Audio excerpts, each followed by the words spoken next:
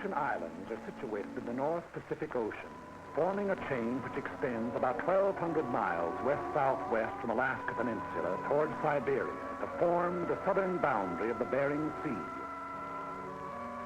The Aleutians comprise 4 groups, the Fox, Andreanoff, Rat, and Near Islands, and constitute part of the territory of Alaska, USA.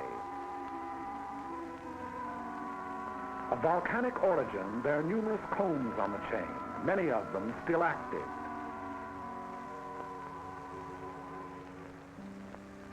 The coasts are rocky and surf-worn, rising immediately from the water in steep, bold mountains.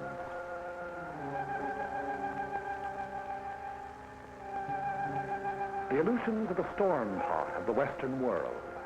A permanent low-pressure area prevails there.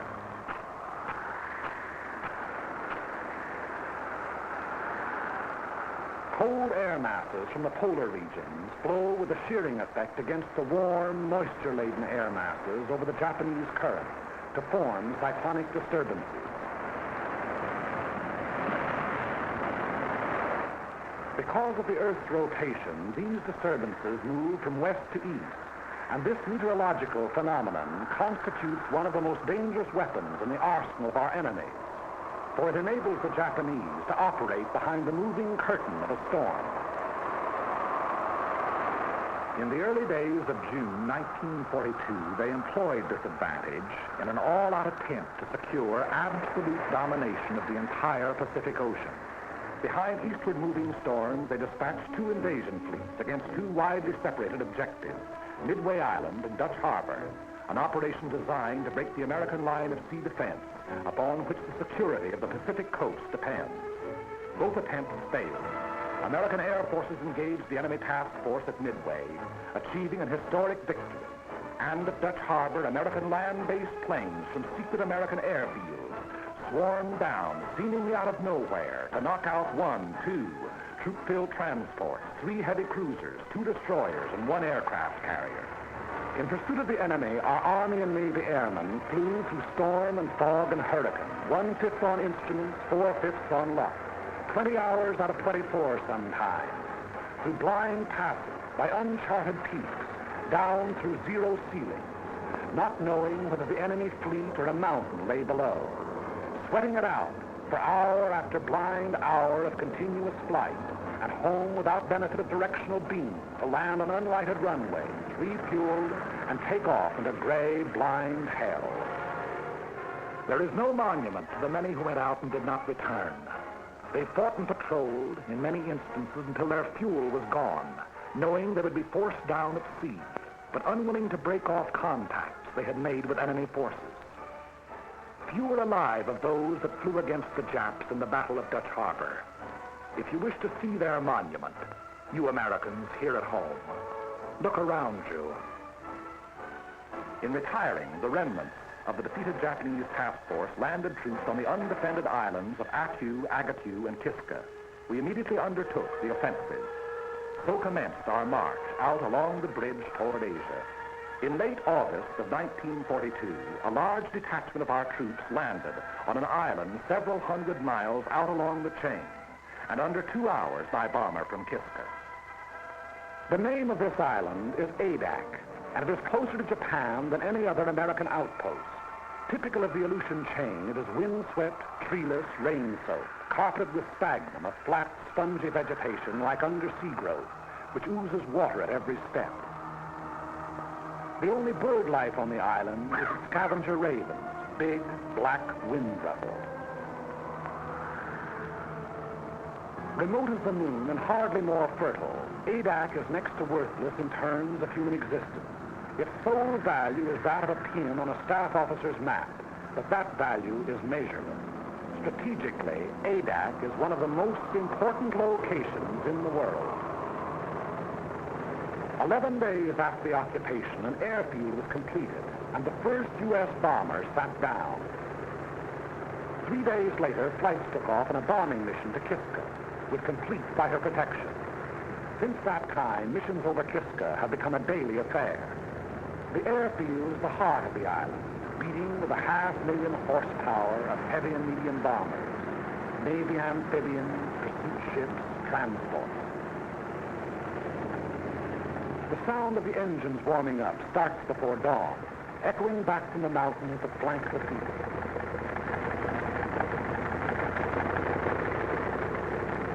Every day, weather permitting, the bombers take off on at least one mission.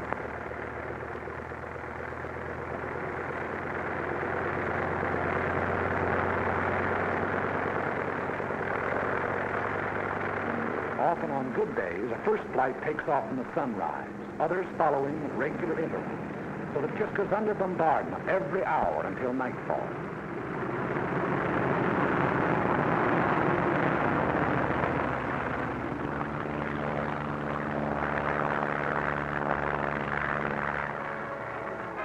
Equal in importance to the airfield, and without which the airfield could not exist, is Adak's excellent harbor.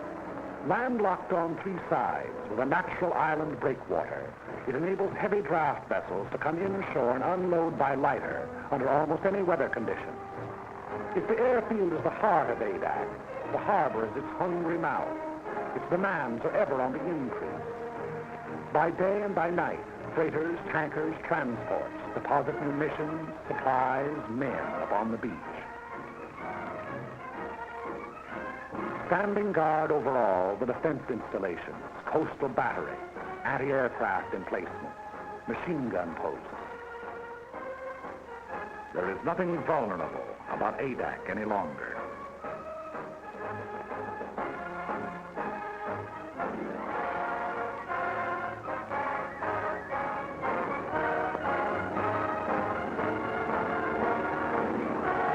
Skies are constantly circled by aerial patrols in never-ending relay.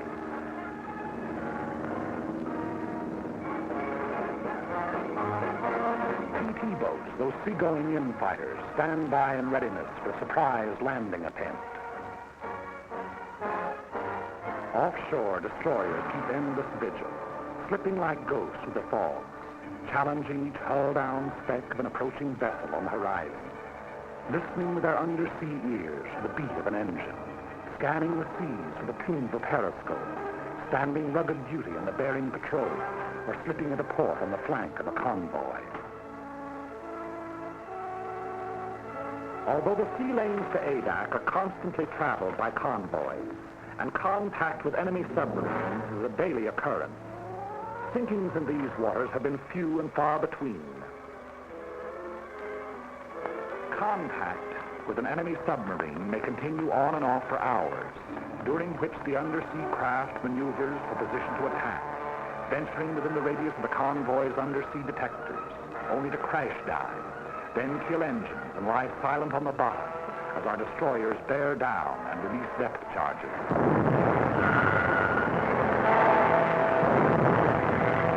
Our destroyers and Navy reconnaissance have held the undersea enemy well in check. The flow of men, munitions, and supplies flows ceaselessly on. The gigantic task of furnishing every American expeditionary force with the materials needed in carrying the fight to the enemy falls to the Army Service Forces. ASF is the bloodstream of our whole military body, maintaining its every organ and muscle. Adak presents a special problem, as the barren island furnishes nothing toward human needs save drinking water. Everything else must be brought here. Food, fuel for men and motors, machinery, munitions, shelter materials. Raise these basic requirements to the nth power.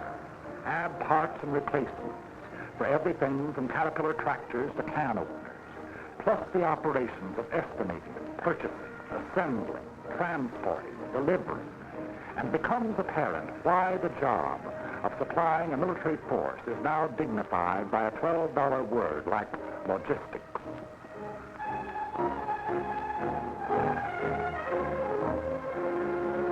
Since the original landing, the manpower at Adak has been constantly augmented. Where before it was hundreds, now it is thousands. Troops arrive after a voyage that may take anywhere from a week to a month, depending on the sea route. But it took more than a single month to land them here. The months of training that toughened them to rigors of wind and weather. that taught them to handle their weapons, that made them into soldiers. Add those months to the period of the voyage from the States.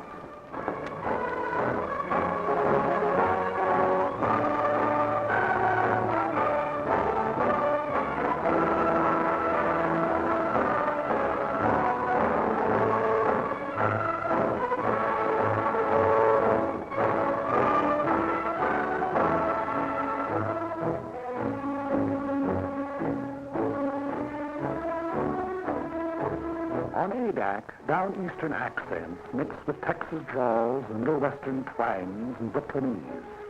Bookkeepers, grocery clerks, college men, and dirt farmers.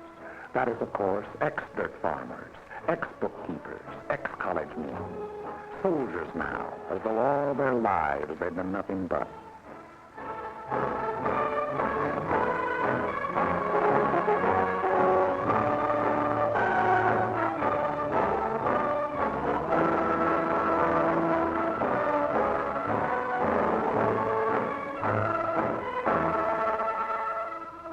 Orders for the day, special orders and news, appear on the bulletin board. Since newspapers and magazines are usually from a month to 3 months out of date, these radio news flashes are the only means by which the soldier knows what's going on outside. No fresh meat, no green vegetables, powdered eggs, tinned bully beef, potatoes, canned tomatoes, peanut butter, canned fruit, and coffee make up the basic diet.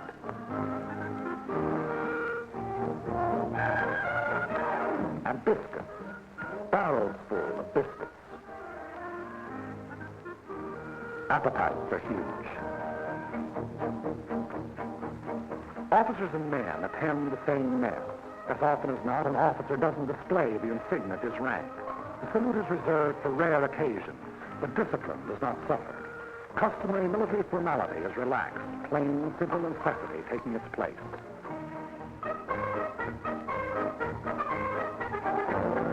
After months in an outpost like Adak, there's a tendency on the part of the soldier to think and live only in terms of the present.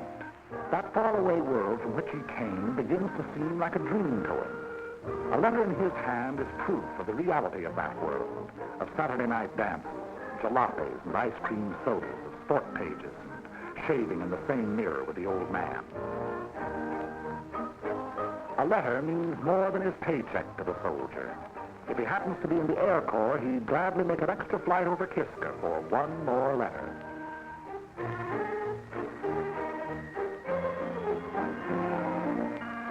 No moving pictures, no stage door canteens or USO, no girls, pretty or otherwise. Nothing to drink, not even a Coke. Candy bars, cigarettes, and chewing gum are rationed. But you never hear any bellyaching. The extraordinary fact is that morale actually gets stronger the closer troops come to the enemy. On Adak proper, morale is first rate.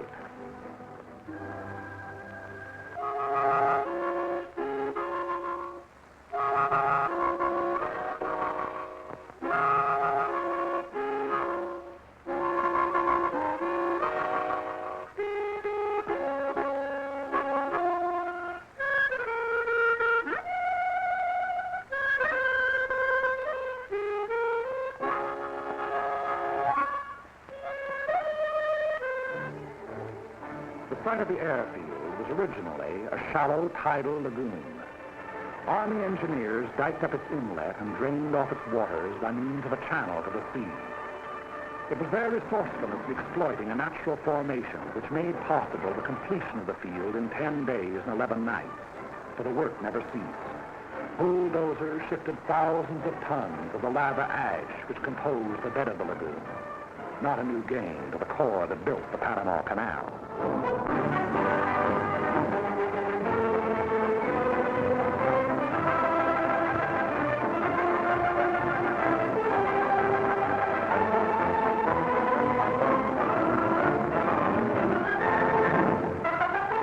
As the waters receded, grading crews followed, leveling and impacting the area in preparation for the final surface.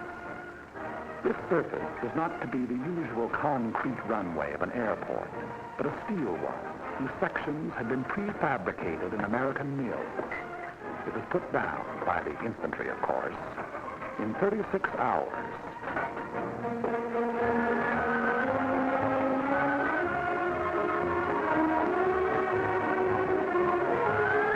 A 1.5 million square feet of it.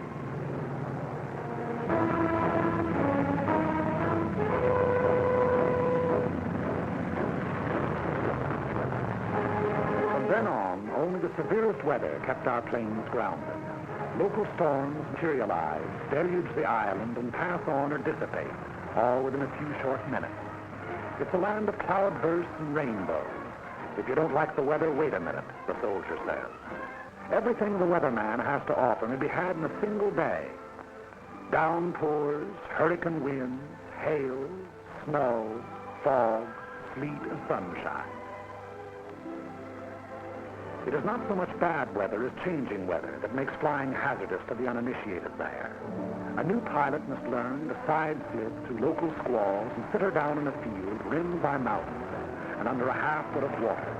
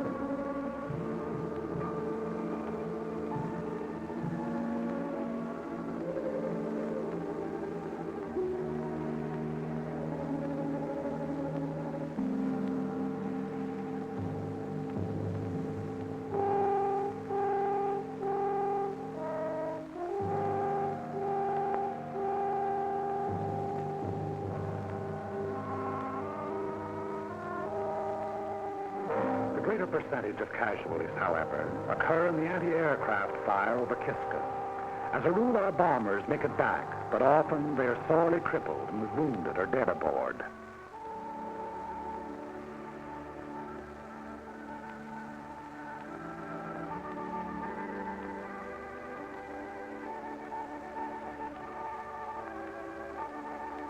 In my father's house are many mansions. If it were not so, I would have told you. I go to prepare a place for you, and if I go and prepare a place for you, I will come again and receive you unto myself. And where I am, there ye may be also. And whither I go, ye know, and the way ye know.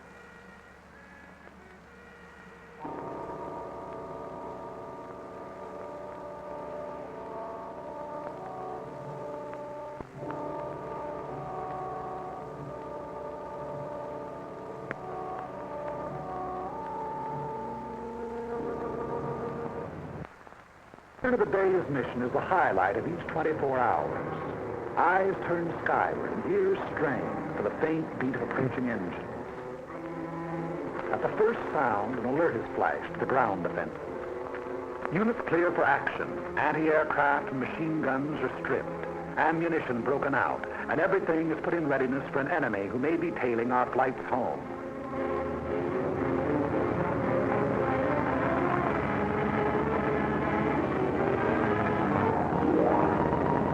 Bombers went out, and 6 are coming back.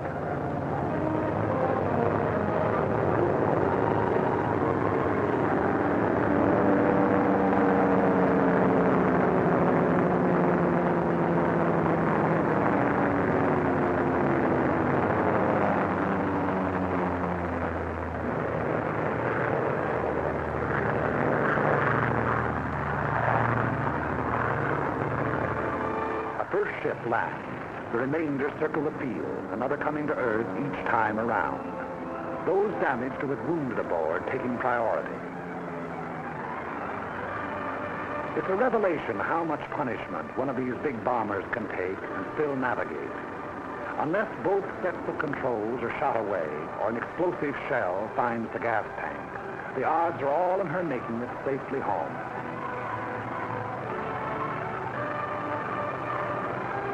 Anyone who's been over will tell you that the most wonderful ride in the world is the ride back from Kiska.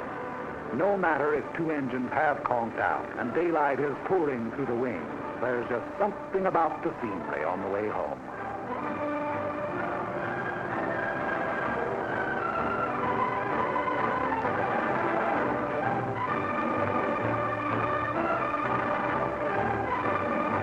Crews proceed to the field operations tent of the Bomber Command, where they will be questioned as to results and observations.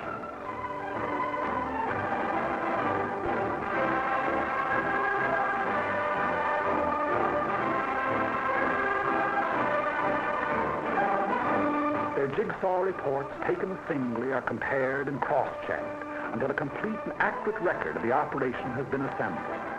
Thereafter, they're dismissed with nothing to do till tomorrow but eat, drink, and be merry. I've got Charlie, I've got sixpence to last me all my life. I've got tuppence to spend and tuppence to lend and tuppence to send home to my wife.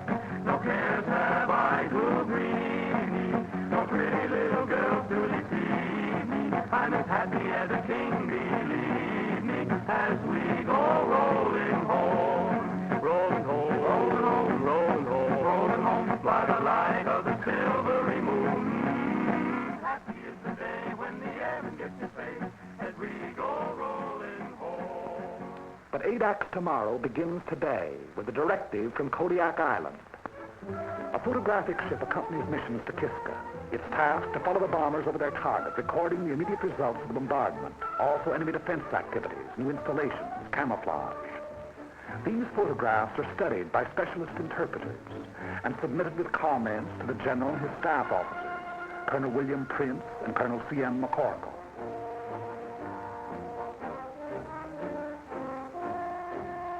Here is Kiska, her camp area, with its steel huts, her hangars, her underground railway, her gun installations.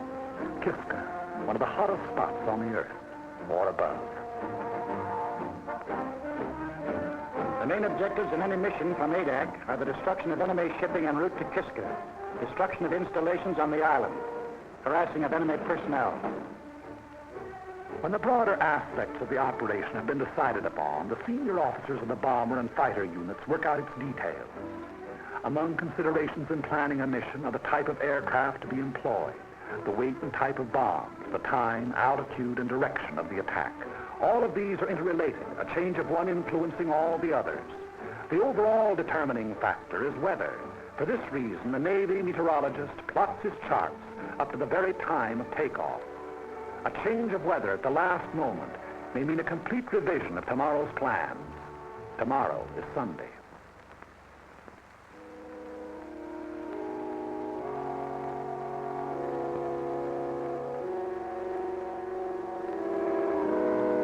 At their outposts on the island, Catholic, Protestant, and Jewish chaplains, not priests, ministers, or rabbis, but chaplains, all, are leading fighting men in their devotion. Under the snows of an Aleutian mountain, these defenders of the faith exercise the first of their four freedoms.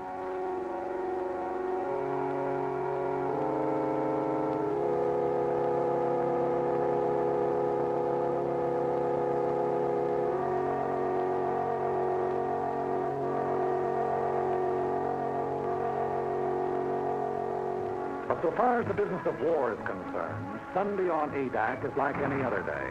There's a mission going out at 13 o'clock. Bombs must be brought down to the fields in their camouflage dumps.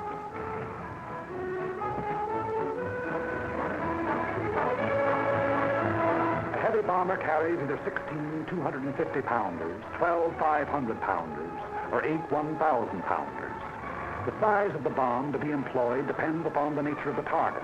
Since if the target is small, there's a better chance of hitting it with a salvo of 250-pounders than with a single large bomb.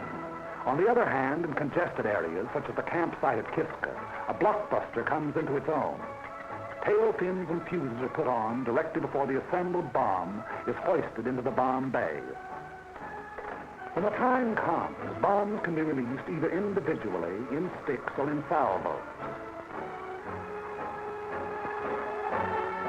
Belts of ammunition are brought to machine guns and fitted into receivers ready for firing. The rounds are put onto the belts in successions of 3. Red-tip tracers, yellow incendiaries, and black regulations. Each moving part of each gun has been tended with watchmaker's care, and every belt of ammunition is cleaned, oiled, and checked before the takeoff.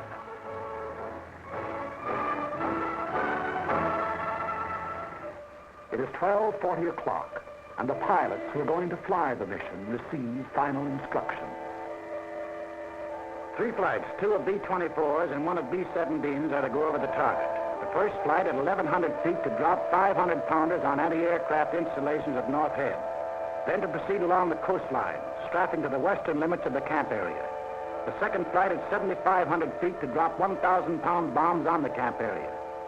The third flight at 4,500 feet to destroy hangars with 500-pound bombs. Second and third flights to follow at intervals of 45 seconds. 3 fighters to precede each bomber flight at 600 feet, and 3 fighters to afford overhead protection from enemy aircraft.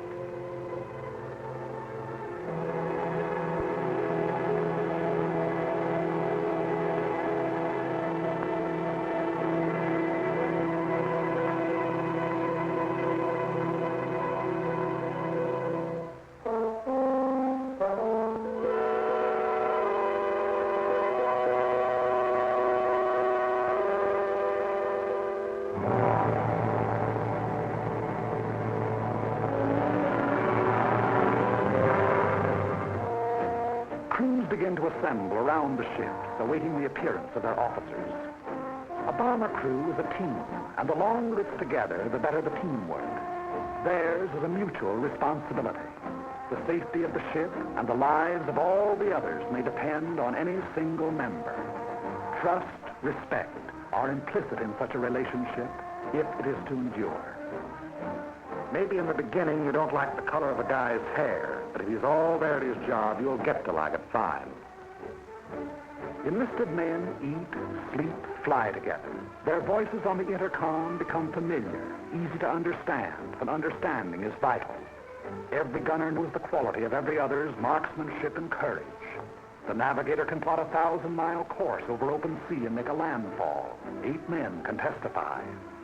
Trust and respect for the bombardier, the radio operator, the engineer, co-pilot, and trust and respect for the ship they fly.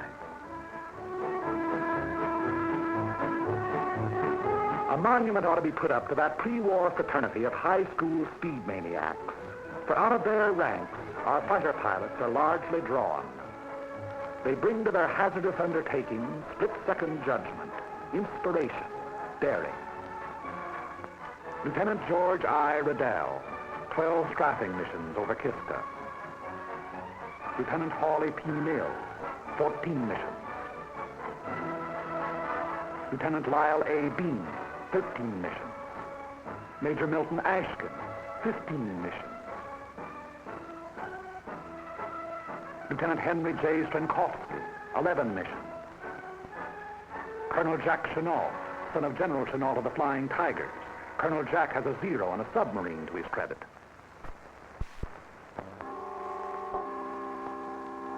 A last-minute weather observation is made. The word is given to go. It's good luck and over the hill.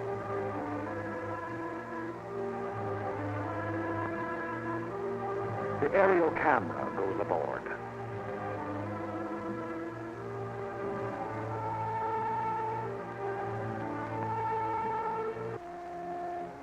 The bomber pilot informs his crew the exact part their ship is to play in the mission. Your bomber pilot is of a different breed to your fighter. Where the fighter is reckless and inspired, the bomber pilot is responsible, determined.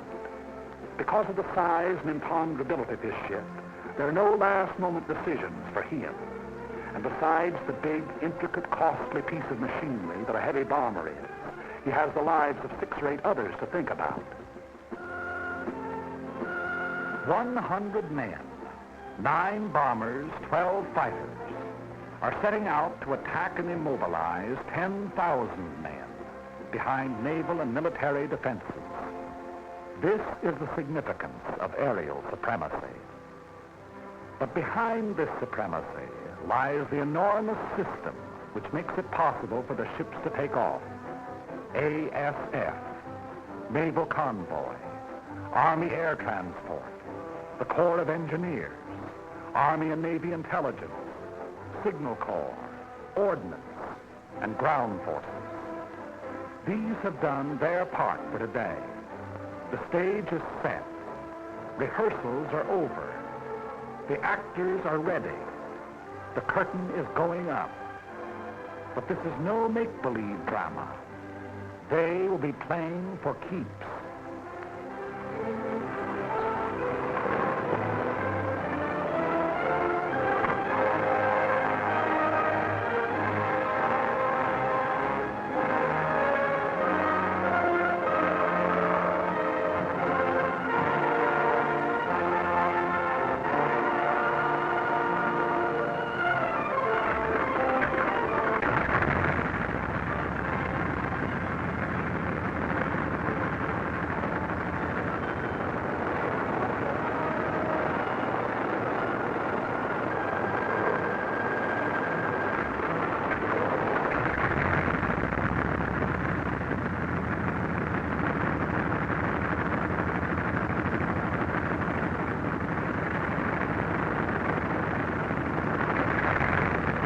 Colonel William O. Erickson, who shot the first bomber down on Adak and led the original mission over Kiska.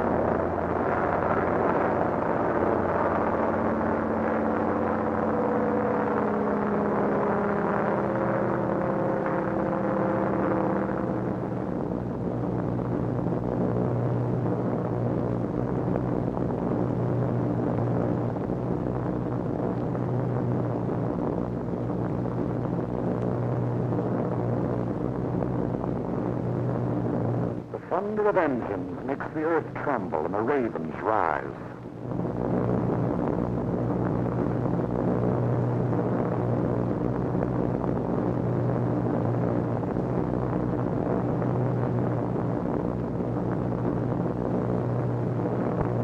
The The echelon proceeds toward Kiska.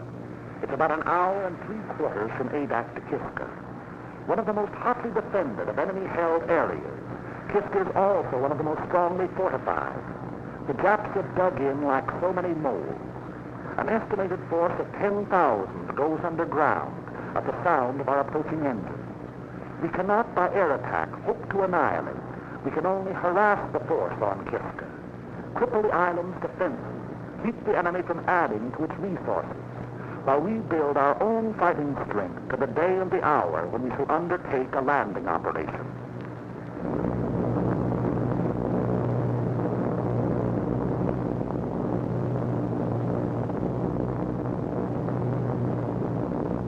Radio contact is maintained between the bombers and Adak throughout the flight, which proceeds at military speed, 165 miles per hour.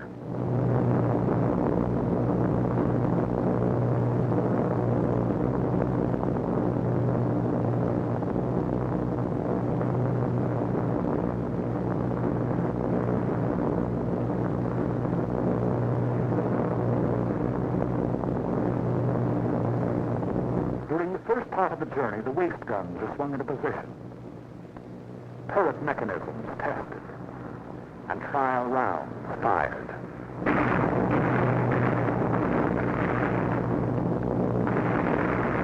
Time moves slowly going after the target. Crew members have even been known to play stud poker. The route is quite familiar by now. Many pilots and crews have made the flight 25, 30 times.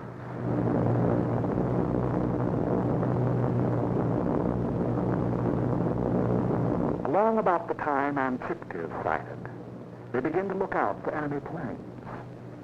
The men whose regular job it is say no matter how often a fellow's gone over, he always feels funny up there over Kiska.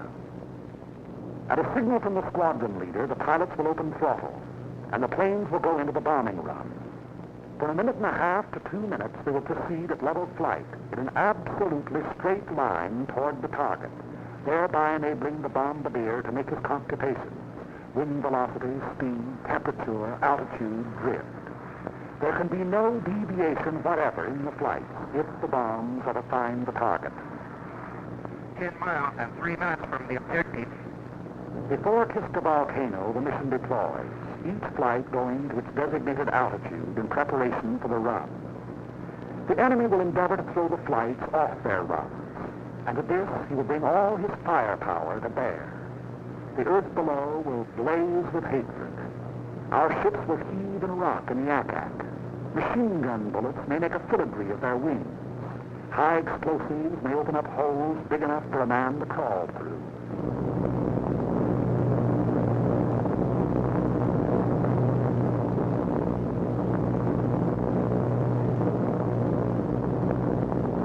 Little Kiska, outer defense of Kiska Harbor. Bomb bay doors open. Bomb bay doors open. 6 degrees right open. The object is to hit the target, not to avoid anti-aircraft. Remember this, you're just as liable to run into it as away from it. The best way is to forget what's happening outside and make the run by instruments. That way, if it comes, well, you just look over your shoulder and see a man with a long beard, and you say, "Good morning, Father Abraham." I want every man to stick by that gun until I say he can leave. Use every round of ammunition on that ship. Fire straight at the gunpipes until they stop. If we're hit and have to bail out, there'll be plenty of Navy around to pick us up. Okay, shall we give it to them?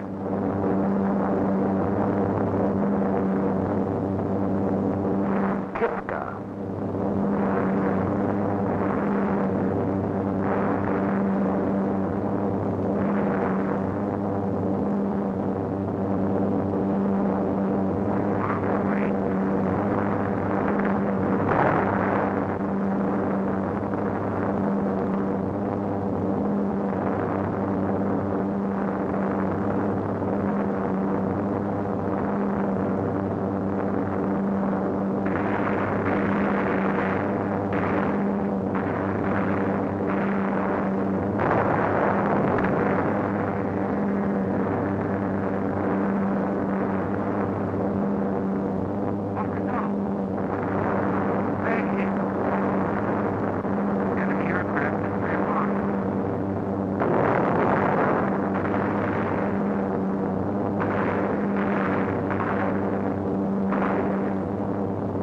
flight, low altitude.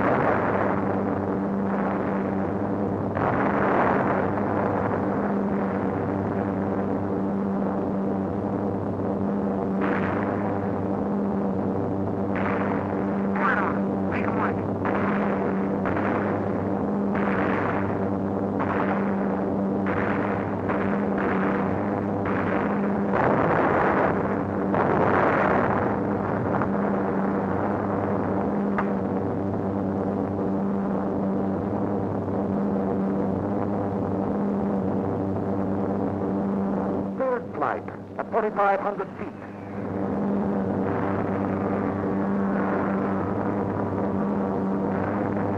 On the way.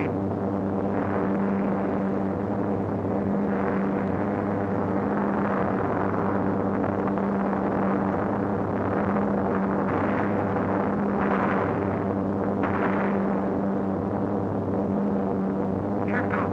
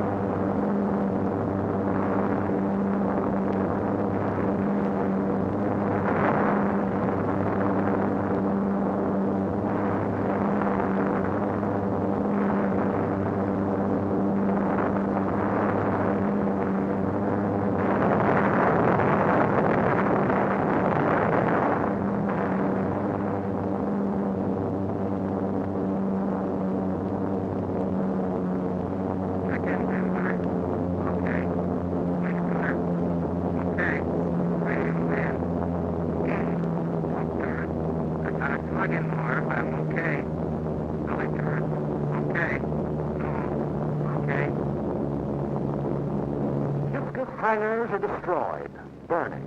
Our bombs found the target. 9 bombers came out, and 9 are going home.